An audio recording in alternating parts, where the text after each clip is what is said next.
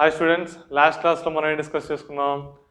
Gas law యొక్క application అంటే intensity of electric field due to a conducting sphere. మనం ఒక స్పియర్ తీసుకుంటే ఆ స్పియర్ని చుట్టూ ఉండేటువంటి ఇంటెన్సిటీ ఆఫ్ ఎలక్ట్రిక్ ఫీల్డ్ ఎంత, దాని లోపల ఎంత ఉంటుందనేది మనం స్టడీ చేసాం. అయితే అందులో చివరిలో నేను గ్రాఫ్ చెప్పలేదు, ఇప్పుడు ఆ గ్రాఫ్ చూద్దాం. మనకి intensity of electric field due to a conducting sphere అంటే ఒక స్పియర్ తీసుకొని ఆ స్పియర్కి ఛార్జ్ ఇచ్చినట్లయితే దాని చుట్టూ ఉండేటువంటి ఎలక్ట్రిక్ ఫీల్డ్ని మనం కనుక్కున్నాం. లోపల వైపు అయితే electric field, intensity of electric field inside the conducting spear is EI is equal to 1/4πε0 into Q into small r by capital R cube వచ్చింది. ఎప్పుడు ఇది? Inside the sphere, R less than capital R. Next అదేవిధంగా on the sphere అయితే 1/4πε0 into Q by R square వస్తుంది. అదే అవుట్ సైడ్ది అయితే 1/4πε0 into Q by small R square అవుతుంది.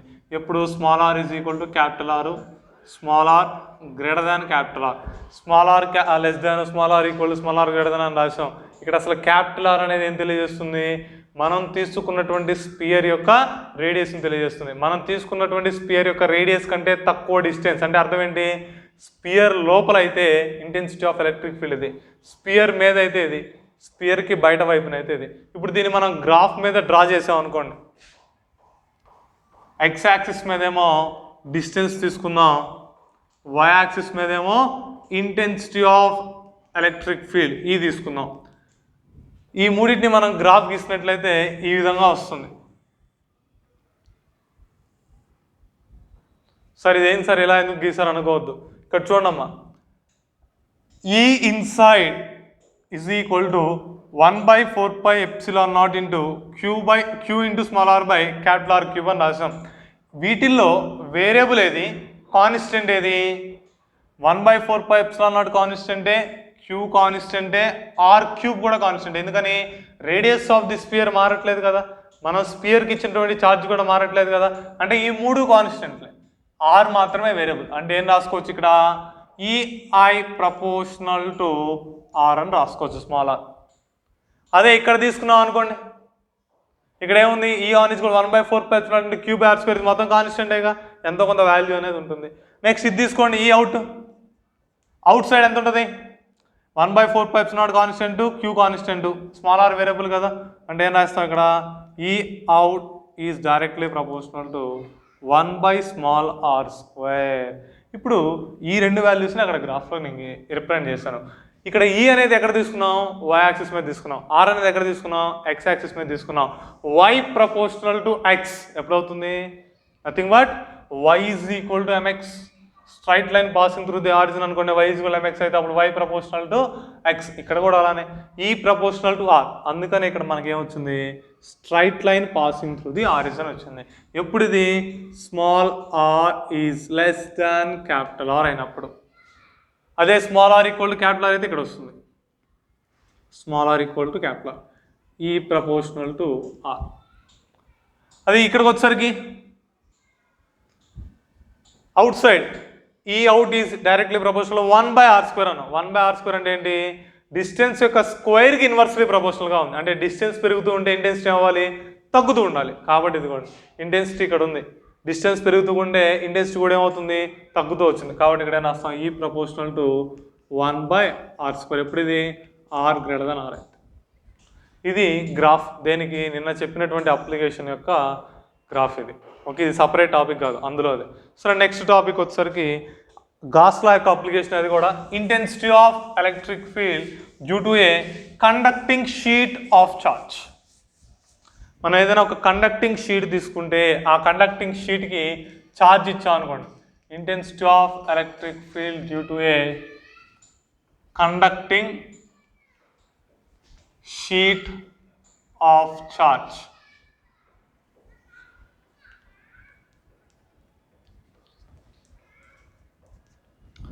మనం ఒక కండక్టింగ్ షీట్ తీసుకున్నాం. ఫర్ ఎగ్జాంపుల్ ఇదిగోండి, ఇది కండక్టింగ్ షీట్ అనుకుందాం.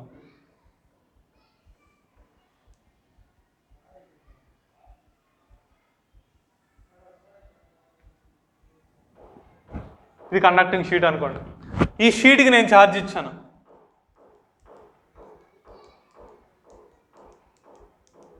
ఇలా దీనికి ఏ ఛార్జ్ డెన్సిటీ ఉంటుంది? లీనియర్ ఛార్జ్ డెన్సిటీ ఉంటుందా, సర్ఫేస్ ఛార్జ్ డెన్సిటీ ఉంటుందా, వాల్యూమ్ ఛార్జ్ డెన్సిటీ ఉంటుందా? సర్ఫేస్ ఛార్జ్ డెన్సిటీ ఉంటుంది. ఎందుకని? దీని యొక్క లెంత్తో కానీ ఏరియాతో కానీ వాల్యూమ్, ఈ మూడు లెంత్ ఏరియా వాల్యూమ్ మూడు తీసుకున్నట్లయితే లెంత్ వాల్యూమ్తో పోలిస్తే ఏరియా అనేది చాలా ఎక్కువగా ఉంటుంది.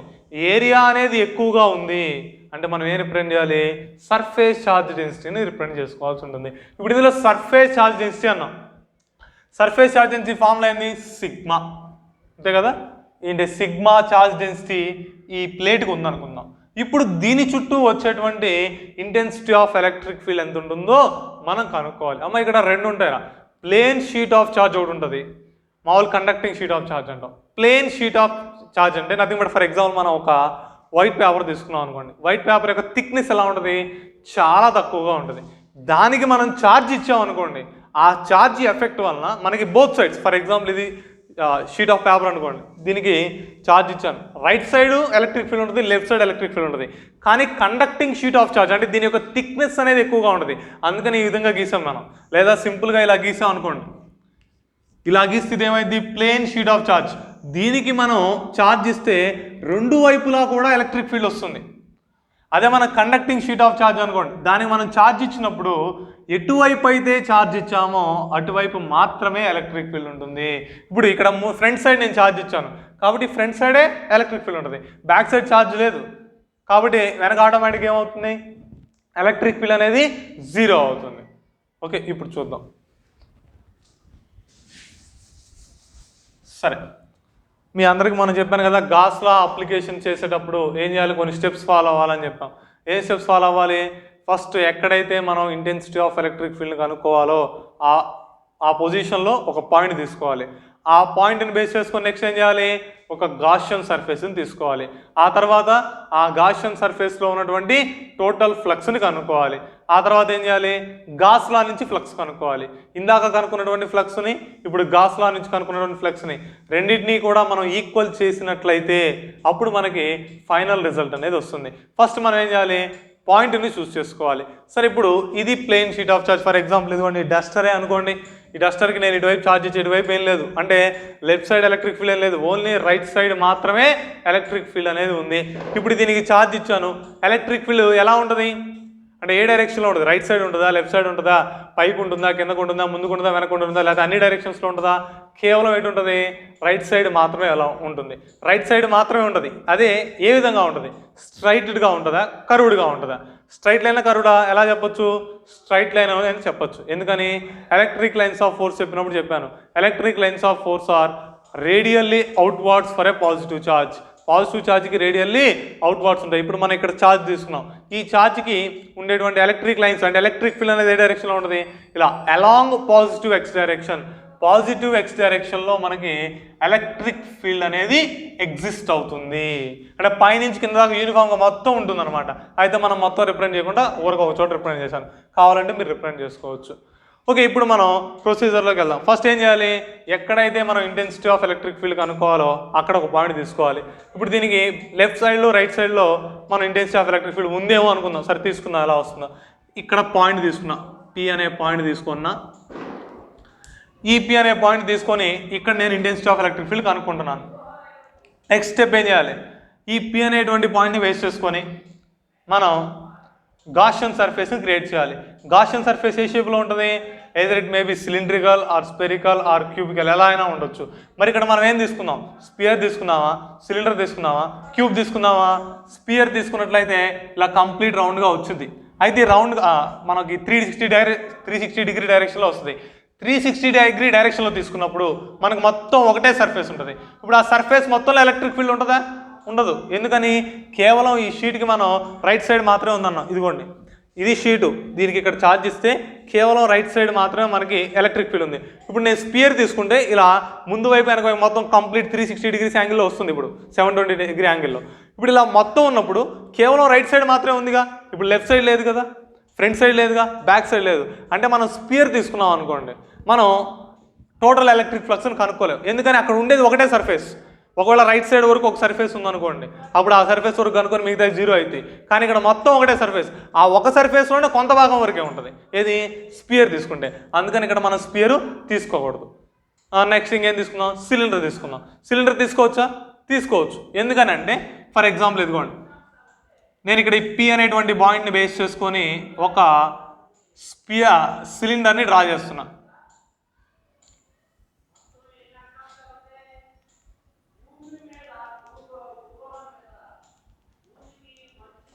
ఈ థిక్ లైన్ గీసింది ఫ్రంట్ సైడ్ అనుకోండి, డాటెడ్ లైన్తో రిప్రజెంట్ చేసింది బ్యాక్ సైడ్ అనుకోండి. ఇప్పుడు ఇక్కడ మొత్తం ఎన్ని సర్ఫేస్ ఉంటాయి సిలిండర్లో? 3 సర్ఫేసెస్ ఉంటాయి.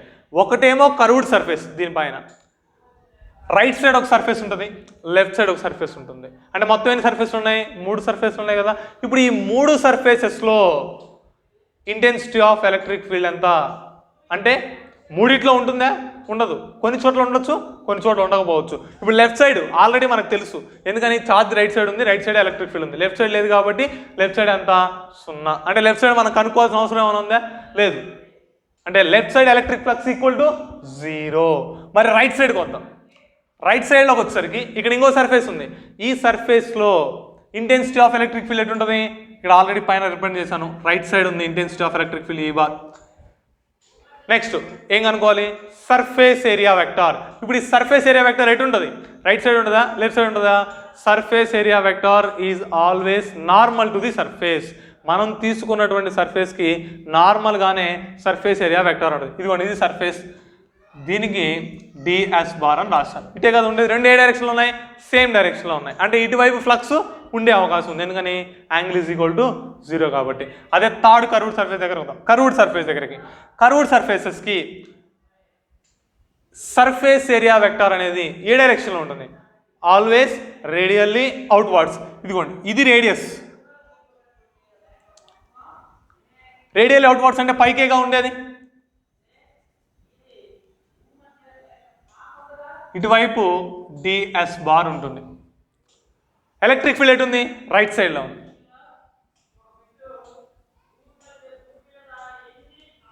అంటే ఈ రెండింటి మధ్యలో యాంగిల్ ఎంత? 90. ఓకే, అర్థమవుతుందామో చెప్పేది?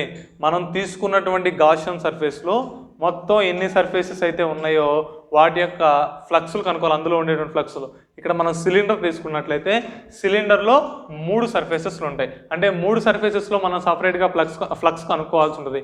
ఫ్లక్స్కి ఫార్ములా అయింది phi is equal to E bar dot S bar total flux అయితే. అదే d5 ఈజ్ ఈక్వల్ అని రాస్తే E bar dot ds bar అని రాసుకుంటాం. ఇప్పుడు మీరు ఇక్కడ క్లియర్గా అబ్జర్వ్ చేసినట్లయితే ఫ్లక్స్లో 2 టర్మ్స్ ఉంటాయి. ఇంటెన్సిటీ ఆఫ్ ఎలక్ట్రిక్ ఫీల్డ్ ఉంటుంది, సర్ఫేస్ ఏరియా వెక్టార్ ఉంటుంది. ముందు ఈ రెండింటి యొక్క డైరెక్షన్ రిప్రజెంట్ చేయాలి, ఎందుకంటే వెక్టార్ కాబట్టి. ఇప్పుడు మనం తీసుకున్నటువంటి 3 సర్ఫేసెస్లో కూడా డైరెక్షన్ రిప్రజెంట్ చేయాలి. సార్ 3 సర్ఫేసెస్లో రిప్రజెంట్ చేయాలి అంటున్నారు, మీరు 2 చోట్ల ఇండికేట్ చేశారు, 3వ చోట ఎందుకు ఇండికేట్ చేయట్లేదు సార్ అని అడగచ్చు. 3వ చోట మనకి ఎలక్ట్రిక్ ఫీల్డ్ అనేదే లేదు. Electric field is equal to 0. అంటే ఫ్లక్స్ కూడా ఎంత అయింది? 0. అంటే డైరెక్ట్గా అది మనం రాసినా రాకపోయినా పెద్ద ప్రాబ్లం లేదు. ఇప్పుడు ఈ 3 సర్ఫేసెస్లో ఫ్లక్స్ రాద్దాం. ఫ్లక్స్ త్రూ ఫస్ట్ సర్ఫేస్, ఇవ్వండి, దీన్ని ds1 అనుకోండి. ఫ్లక్స్ ఫస్ట్ సర్ఫేస్ లేదా కర్వ్డ్ సర్ఫేస్ అనుకుందాం. ఈక్వల్ టు ఏం రాద్దాం? d∅1 is equal to E bar dot ds1 bar అని రాసుకుంటాం. ఇదిగోండి ఈ ఫార్ములా ప్రకారం E bar dot ds1 bar అంటే A bar dot B bar అంటే ఏం రాయాలి? AB cos θ. AB cos θ అంటే ఈ ds1 cos θ. ఇక్కడ θ ఎంత? రెండింటి మధ్యలో యాంగిల్ ఎంత ఉంది? ఈకి డిఎస్కి మధ్యలో 90 డిగ్రీస్ ఉంది కదా, కాబట్టి ఇక్కడ ఏం రాయొచ్చు? Angle θ is equal to 90 degrees రాసుకుంటాం. అప్పుడు E into ds1 into cos 90 అన్నాం అనుకోండి. cos 90 ఎంత? 0, కాబట్టి ఇక్కడ 0 వస్తుంది, equal to 0. d∅1 is equal to 0. అంటే దీని అర్థం ఏంటి? ∅1 ఈక్వల్ టు 0 అనే కదా, దాన్ని ఇంటిగ్రేట్ చేసిన 0 అనేగా వచ్చేది. అంటే total flux through curved surface, total flux through curved surface ∅1 is equal to 0. Okay, next అదే విధంగా ఇది left side, total flux along left side equal to 5 అనుకోండి, 0. డైరెక్ట్గా 0 రాసా. ఎందుకని 0 రాసా? ఇక్కడ ఎలక్ట్రిక్ ఫీల్డ్ లేదు, E ఈజ్ ఈక్వల్ టు 0. కాబట్టి ఫ్లక్స్ కూడా ఏమైంది? 0 అయింది. నెక్స్ట్ ఇదే విధంగా flux through right side surface,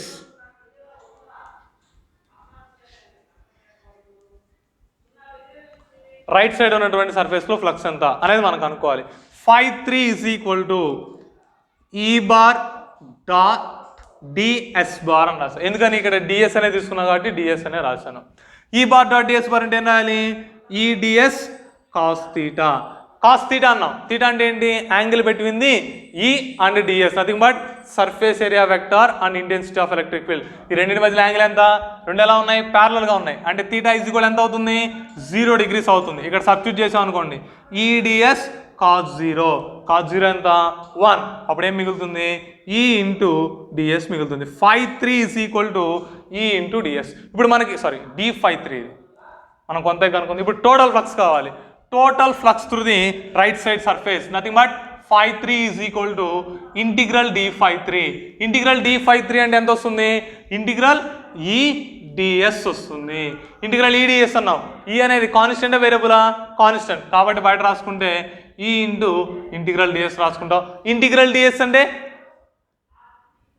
integral ds is nothing but the sum of the surface elements in the given surface. మనం తీసుకున్నటువంటి సర్ఫేస్లో ఎలిమెంట్స్ మొత్తాన్ని యాడ్ చేస్తే వచ్చేటువంటి సర్ఫేస్, నథింగ్ బట్ ఇక్కడ ఇంటిగ్రేషన్కి డెరివేషన్ క్యాన్సిల్ అనుకోండి, E ఇంటూ ఎస్ అని వస్తుంది. ఎస్ అంటే ఏంటి? అక్కడ surface area of the right side cylinder. అంటే సిలిండర్ యొక్క రైట్ సైడ్ పార్ట్లో మనం తీసుకున్నటువంటి సర్ఫేస్ యొక్క మొత్తం సర్ఫేస్ ఏరియా, ఇంతవరకు సర్ఫేస్ ఏరియా అని ఎస్ అనుకున్నాం. అక్కడ E ఇంటూ ఎస్ అని రాసా. 5 is equal to total flux is equal ఏమైంది?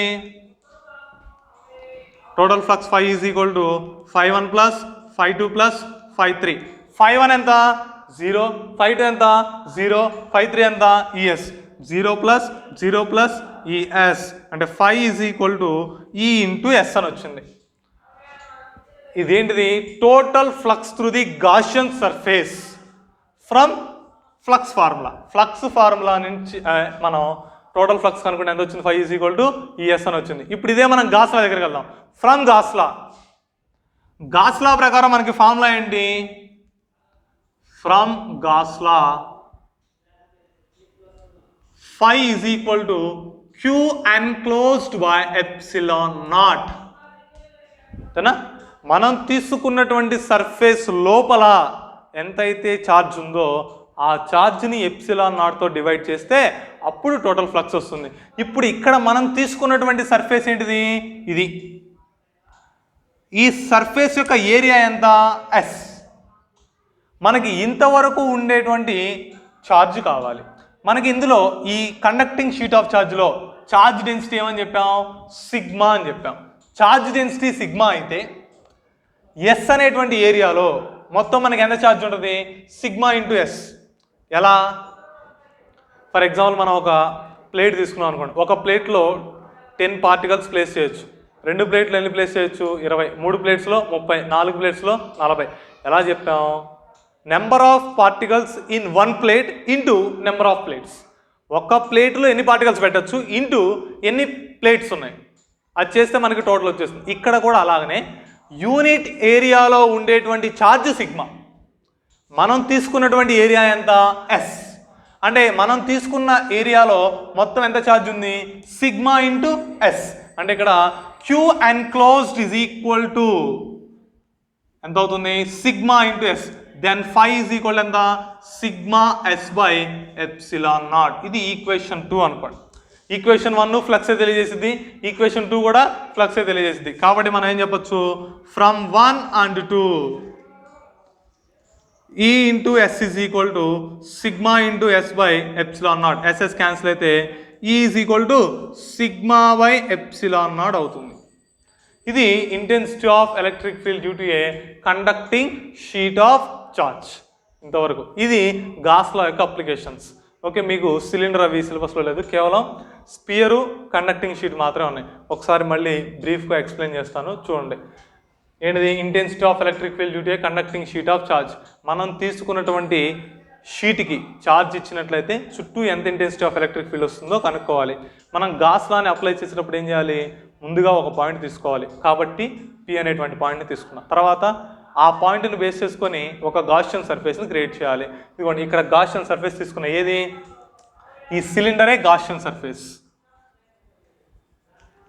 ఓకే, తర్వాత ఏం చేయాలి, మనం తీసుకున్నటువంటి గాసియన్ సర్ఫేస్లో మొత్తం ఎన్ని సర్ఫేసెస్ ఉన్నాయో అన్నిట్లో కూడా ఫ్లక్స్ అనేది కనుక్కోవాలి. ఇక్కడ మొత్తం 3 ఉంటాయి.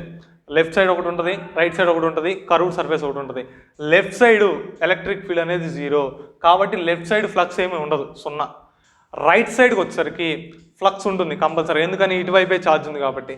కర్వ్డ్ సర్ఫేస్లో సర్ఫేస్ ఏరియా వెక్టార్ ఏమో y డైరెక్షన్లో ఉంటుంది, intensity of electric field x డైరెక్షన్లో ఉంటుంది, కాబట్టి యాంగిల్ ఎంత అవుతుంది, 90 degrees అవుతుంది. దాని ప్రకారం మనం flux through the first surface nothing but d∅1 is equal to ఈ బార్ డాట్ ds1 బార్ అని రాశాను. ఇక్కడ ఈ బార్ డాట్ ds1 బార్ అంటే రాయొచ్చు, ఏ బార్ డాట్ బి బార్ అంటే ఏబీ కాస్ థీటా. దాని ప్రకారం ఈ ds1 కాస్ థీటా రాస్తే థీటా ఈక్వల్ టు 90 సబ్స్టిట్యూట్ చేస్తే ఏమవుతుంది, ఈ ds1 ఇంటూ 0 అంటే d∅1 ఈక్వల్ 0. దీన్ని ఇంటిగ్రేట్ చేసిన ఎంత వచ్చింది, 0నే వచ్చింది. కాబట్టి total flux through the curved surface ∅1 is equal to 0. అదేవిధంగా left side surface is also equal to 0. ఇప్పుడు థర్డ్ సైడ్ సర్ఫేస్కి వద్దాం. మూడో సర్ఫేస్కి వచ్చేసరికి ఈ బారు x డైరెక్షన్లోనే ఉంటుంది, డిఎస్ బార్ కూడా x డైరెక్షన్లో ఉంటుంది. రెండు కూడా ఎలా ఉన్నాయి, సేమ్ డైరెక్షన్లో ఉన్నాయి. రెండు సేమ్ డైరెక్షన్లో ఉన్నాయి కాబట్టి యాంగిల్ ఎంత అవుతుంది, 0 degrees అవుతుంది. కాబట్టి E bar dot ds bar is కూడా ఏం రాసాం, ఈడిఎస్ కాస్ థీటా అంటే ఈడిఎస్ కాస్ 0 అని రాసుకున్నాం. కాస్ 0 ఎంత 1 కాబట్టి d∅3 ఈజ్ కూడా ఏమవుతుంది, ఈడిఎస్ అవుతుంది. ఇప్పుడు total flux ∅3 is equal to integral d∅3 అంటే ఇంటిగ్రల్ ఈడిఎస్ అవుతుంది. ఇంటిగ్రేషన్కి డెరివేషన్ క్యాన్సిల్ అయితే ∅3 ఈజ్ ఈక్వల్ టు ఈ ఇంటూ ఎస్ అవుతుంది. ఇప్పుడు టోటల్ ఫ్లక్స్ ఎంత, ∅1 ∅2 ∅3 మూడింటిని యాడ్ చేస్తే ∅ ఈజ్ ఈక్వల్ టు ఈ ఇంటూ ఎస్ అని వస్తుంది. ఇది మన ఫ్లక్స్ ఫార్ములా ద్వారా కనుక్కున్నాం. అదే గాస్ లా ప్రకారం అయితే గాస్ లా నుంచి ∅ ఈజ్ ఈక్వల్ ఫార్ములా అయింది Q enclosed by epsilon naught. Q enclosed అన్నాం అంటే నథింగ్ బట్ మనం తీసుకున్నటువంటి సర్ఫేస్ లోపల ఎంత ఛార్జ్ ఉందో అది కావాలి. మనం తీసుకున్నటువంటి సర్ఫేస్ యొక్క ఏరియా ఎంత, ఎస్ మనకి స్టార్టింగ్లోనే తీసుకున్నాం సర్ఫేస్ ఛార్జ్ డెన్సిటీ సిగ్మా అని. సర్ఫేస్ ఛార్జ్ డెన్సిటీ అంటే ఏం తెలియజేస్తుంది, యూనిట్ ఏరియాలో ఎంతైతే ఛార్జ్ ఉంటుందో దాన్ని సర్ఫేస్ ఛార్జ్ డెన్సిటీ సిగ్మా అంటాం. మనం తీసుకున్నటువంటి ఏరియా ఎస్, యూనిట్ ఏరియాలో ఉండేది సిగ్మా అంటే మొత్తం ఎంత ఛార్జ్ ఉన్నట్టు మనం తీసుకున్నటువంటి ఏరియాలో సిగ్మా ఇంటూ ఎస్ అని ఉన్నట్టు. కాబట్టి Q enclosed is equal to sigma into S అని రాస్తాం. ఈ వాల్యూ పైన సబ్స్టిట్యూట్ చేస్తే ∅ ఈజ్ కూడా ఏమైంది, sigma S by epsilon naught ఉంది. ఫస్ట్ ఈక్వేషన్ సెకండ్ ఈక్వేషన్ రెండింటిని ఈక్వల్ చేసాం అనుకోండి, ఈజ్ కూడా ఎంత వచ్చింది, సిగ్మా బై ఎప్సిలాన్ నాట్. ఇంతవరకు గాస్ లా అంటే ఏంటి, గాస్ లా యొక్క అప్లికేషన్స్. ఓకే, ఇంతటితో గాస్ లా గురించి అయిపోయింది. నెక్స్ట్ ఎలక్ట్రిక్ పొటెన్షియల్ అంటే ఏంటి, ఎలక్ట్రిక్ పొటెన్షియల్ డైపోల్ చుట్టూ ఎంత ఉంటుంది, ఏ విధంగా ఉంటుంది అనేది మనం నెక్స్ట్ క్లాస్లో డిస్కస్ చేసుకుందాం. Thank you.